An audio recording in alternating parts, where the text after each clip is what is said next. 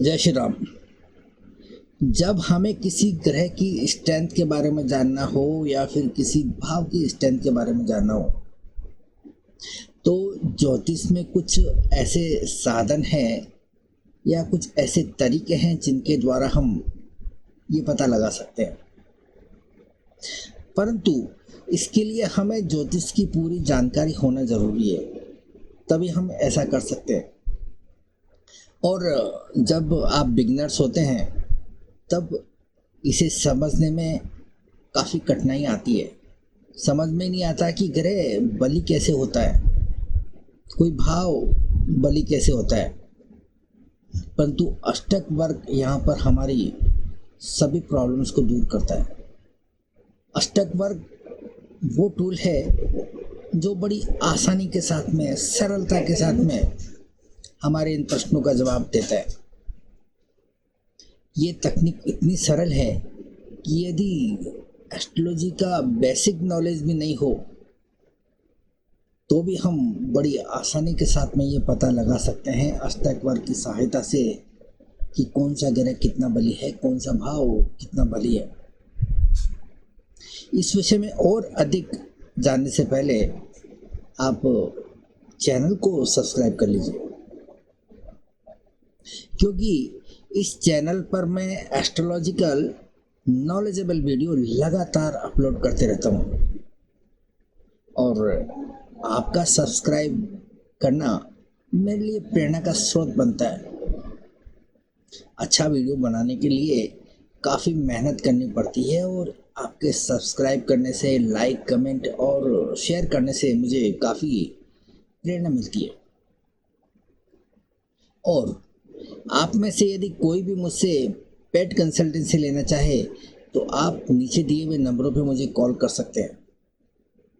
हमारे यहाँ सभी समस्याओं का एस्ट्रोलॉजिकल सॉल्यूशन डिटेलिंग के साथ और प्रामाणिकता के साथ में किया जाता है।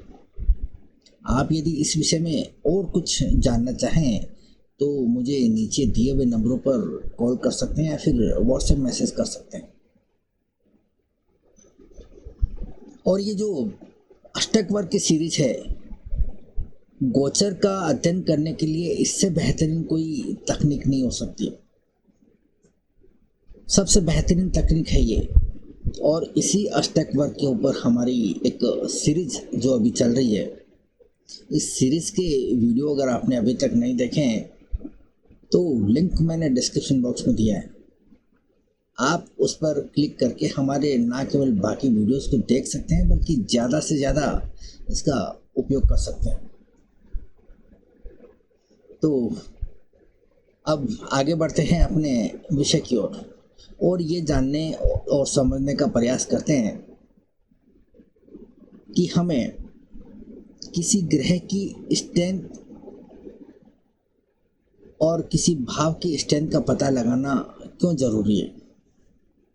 देखिए, ज्योतिष में हम किसी भी प्रकार की कोई जानकारी प्राप्त करना चाहते हैं या फिर कोई प्रॉमिस देखना चाहते हैं तो हमें सबसे पहले इस बात की ज़रूरत पड़ती है कि ग्रह कितना शक्तिशाली है, भाव कितना शक्तिशाली है। और हम ज्योतिष जब सीखते हैं तो हमें यह बार बार सुनने को मिलता है या बार बार पढ़ने को मिलता है कि यदि ये ग्रह बलि हुआ तो हमें इस ग्रह के कारकत्व से संबंधित इस प्रकार के लाभ हो जाएंगे, अगर ये भाव बलि हुआ तो इस भाव के कारकत्व से संबंधित चीज़ें हमें मिल जाएंगी। परंतु अक्सर ये समझ में नहीं आता कि ग्रह बलि कैसे हो सकता है, कोई भाव बलि कैसे हो सकता है। आज इसी समस्या का समाधान हम अष्टक वर्ग के माध्यम से आपके लिए लेकर आए।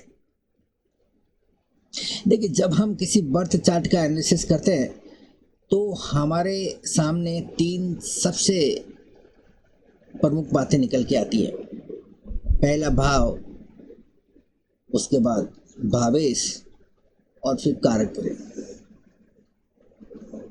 यदि तीनों ही बली अवस्था में हुए तो हम कह सकते हैं कि इस प्रकार की घटनाएं व्यक्ति के जीवन में होगी। इसके लिए भाव का बलि होना जरूरी है, भावेश का बलि होना जरूरी है, कारक ग्रह का बलि होना जरूरी है। सबसे पहले हम बात करते हैं भाव की। अब इसे समझने के लिए हम एक कुंडली का सहारा लेते हैं और इसे समझने का प्रयास करते हैं। अब आप यहाँ इस बर्थ चार्ट को देखिए। यदि इस बर्थ चार्ट में हमें संतान के बारे में जानना हो तो हम सबसे पहले जो है भाव को देखेंगे, फिर भावेश को देखेंगे और फिर कारक ग्रह को।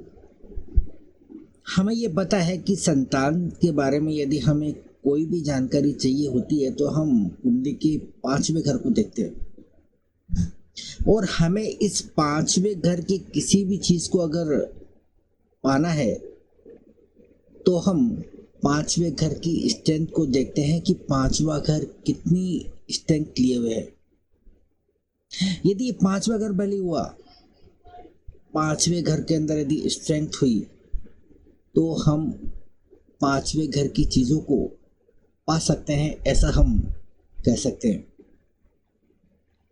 अब 5वां घर बली है या नहीं, हमें अगर ये देखना हो तो हम इसे किस प्रकार से देखेंगे। अगर हमें अष्टक वर्ग की सहायता से इसे देखना हो तो ये बहुत ही आसान और बहुत ही सरल है। आप समुदाय अष्टवर्ग में जाएंगे और 5वें घर के अंदर देखेंगे कि कितने बिंदु हैं। जैसा कि ये रहा आपका समुदाय अष्टक वर्ग। यहाँ 5वें घर में देखने से हमें पता चलता है कि यहाँ सिर्फ और सिर्फ 16 बिंदु हमें दिखाई दे रहे हैं, जो कि बहुत कम है। और हम इसके बारे में कह सकते हैं कि ये घर कुंडली के अंदर बहुत ही कमज़ोर अवस्था में हमें दिख रहा है। इतना कमज़ोर कि हम इसे दयनीय अवस्था कह सकते हैं। ये घर जब कमज़ोर है तो इसके आधार पर हम कह सकते हैं कि इस व्यक्ति को 5वें घर से संबंधित चीज़ें पाने में काफ़ी कठिनाई आएंगी, क्योंकि किसी भी घर में यदि 28 बिंदु हो तो उसे हम एवरेज कंडीशन मानते हैं, परंतु ये बिंदु अगर 28 से कम होते चले जाते हैं तो फिर उस घर की स्ट्रेंथ धीरे धीरे कम होती चली जाती है। परंतु यहाँ तो हमें सिर्फ और सिर्फ 16 बिंदु दिखाई दे रहे हैं। इसका मतलब ये घर बहुत विकट परेशानी से घिरा हुआ हमें दिख रहा है। इस प्रकार से हम इसने 5वें घर का हमने स्ट्रेंथ का पता लगाया और हमें ये मालूम चला कि ये 5वां घर कमज़ोर है। यदि किसी घर के अंदर यदि 28 से ज़्यादा बिंदु हमें देखने को मिलते हैं तो हम कहेंगे कि वो घर शक्तिशाली है, उस घर के अंदर स्ट्रेंथ है। ये 28 से बिंदु जितने ज़्यादा होंगे वो घर उतना ही बली अवस्था में कहलाया जाएगा। ये तो हुई भाव की बात। अब हम बात करते हैं भावेश की। इस कुंडली में 5वें घर के अंदर मिथुन राशि है और मिथुन राशि का लॉर्ड बुध या 5वें घर के अंदर ही बैठा हुआ है।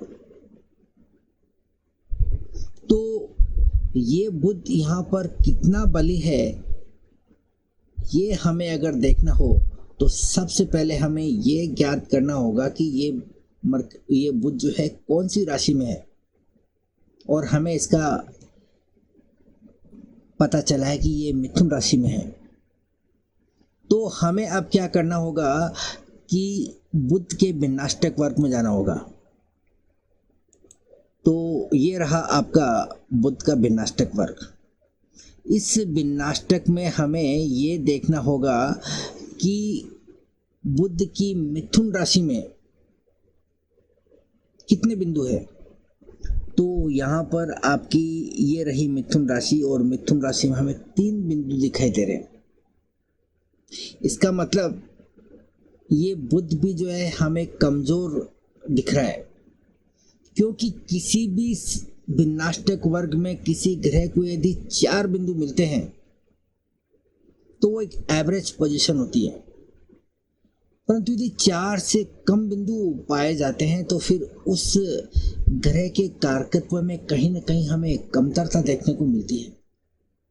उस ग्रह के अंदर हमें कुछ न कुछ जो है नेगेटिविटी देखने को मिलती है। यहाँ पर हमें 4 से कम यानी कि 3 बिंदु दिखाई दे रहे हैं। इसका मतलब ये बुध यहाँ पर कमज़ोर अवस्था में है, इसमें इतनी स्ट्रेंथ नहीं है कि हमें अच्छे रिजल्ट दे सके।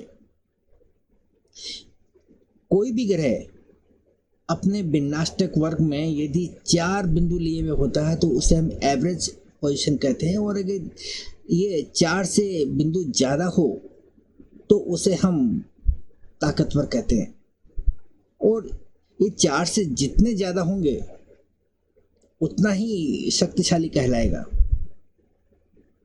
तो इस प्रकार से हमने बुध की स्ट्रेंथ देखी। अब हम कारक ग्रह की बात करते हैं। जैसा कि हम सभी को पता है कि संतान का कारक ग्रह बृहस्पति होता है, और यहाँ हम बृहस्पति को देखते हैं कि बृहस्पति यहाँ चौथे घर में बैठा है वृषभ राशि के अंदर। तो ये बृहस्पति की अगर हमें स्ट्रेंथ को देखना हो तो हमें बृहस्पति के विनाष्टक वर्ग में जाना होगा। ये रहा आपका बृहस्पति का विनाष्टक वर्ग। इस विनाष्टक वर्ग में हमें वृषभ राशि के अंदर देखना होगा कि वृषभ राशि के अंदर ये बृहस्पति की क्या पोजीशन है। तो ये रही आपकी वृषभ राशि, और यहाँ बृहस्पति को मिलते हैं 6 बिंदु, यानी कि बृहस्पति जो है अपनी एवरेज पोजीशन से जो है काफ़ी अच्छी पोजीशन लिए हुए है। 4 बिंदु जो है हमें एवरेज कंडीशन के बारे में बताएं, बृहस्पति के पास यहाँ 6 बिंदु है। इसका मतलब बृहस्पति इस कुंडली के अंदर स्ट्रेंथ लिए हुए है, और हम इसको इस प्रकार से भी कह सकते हैं कि इस कुंडली में संतान का कारक ग्रह बृहस्पति 6 बिंदु लेकर अपनी क्षमता को दर्शा रहा है। तो यहाँ पर बृहस्पति बली हुआ। अगर हम इसे अष्टक वर्ग में भी देखना चाहें तो अष्टक वर्ग में भी हम इसको अच्छी तरह से देख सकते हैं। जैसे आप देख पा रहे हैं कि ये वृषभ राशि के अंदर 40 बिंदु दिखाई दे रहे हैं। ये 40 बिंदु जो है बृहस्पति की स्ट्रेंथ की तरफ इशारा कर रहे हैं। ठीक वहीं अगर हम बुध की बात करें तो बुध यहाँ मिथुन राशि में है, और मिथुन राशि के अंदर यहाँ 16 पॉइंट दिखाई दे रहे हैं, जो कि इस घर की कमजोरी के बारे में हमें बता रहा है, इस मरकरी की कमजोरी के बारे में हमें बता रहा है। तो इस प्रकार से हमने देखा कि कोई ग्रह किस प्रकार से जो है शक्तिशाली हो सकता है, किस प्रकार से जो है कोई भाव शक्तिशाली हो सकता है। अष्टक वर्ग के द्वारा इसे जानना और समझना बहुत सरल है, सीधा तरीका है। आप इसका उपयोग करके इसका ज़्यादा से ज़्यादा फ़ायदा उठा सकते हैं। उम्मीद करता हूँ कि ये वीडियो आपको अच्छा लगा होगा। इस वीडियो से आपने कुछ न कुछ ऐसा सीखा होगा जो आपके काम आ सके। अगर ऐसा है तो आप इस वीडियो को लाइक, कमेंट और शेयर कीजिए, और अगर चैनल को अभी तक सब्सक्राइब नहीं किया तो इसे ज़रूर सब्सक्राइब कर लीजिए। आपका सब्सक्राइब करना प्रेरणा देता है। तो मिलते हैं अगले वीडियो में किसी नई जानकारी के साथ में। तब तक के लिए इजाज़त। Thank you.